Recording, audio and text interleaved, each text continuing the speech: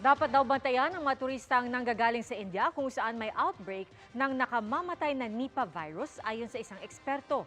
Nakatutok si Dano Tingkungko. Pamamaga ng utak na posibleng ikamatay. Yan ang isa sa mga sintomas ng Nipah virus na may outbreak na sa India kung saan dalawa na ang nasawi.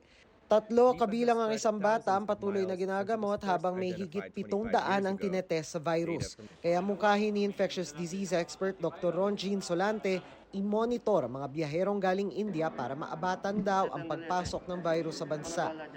Especially in that region of India, Kerala, Nipah virus is really a deadly and fatal infection.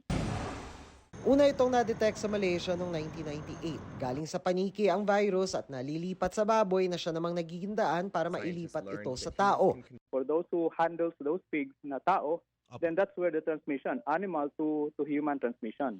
Pwede rin ito maipasa sa ibang hayop gaya ng kabayo. Sa kaso ng isang namatay dahil sa Nipah virus sa Sultan Kudarat noong 2014 ayon sa DOH, na-expose siya sa kabayo at karne nito. Noong 2014 din may naitalang 17 pang suspected cases sa Pilipinas, 8 ay gumaling pero 9 ang nasawi. Wala pang gamot o bakuna sa Nipah. Bukod sa monitoring, nagtatag na rin ng surveillance system at iba pang infection prevention control measure ang DOH. Para sa GMA Integrated News, Dano Tingkungko, nakatutok 24 oras. Mga kapuso, manatili nakatutok sa balita anumang oras. Mag-subscribe sa GMA Integrated News sa YouTube. At sa mga kapuso abroad, samahan nyo kami sa GMA Pinoy TV at sa www.gmanews.tv.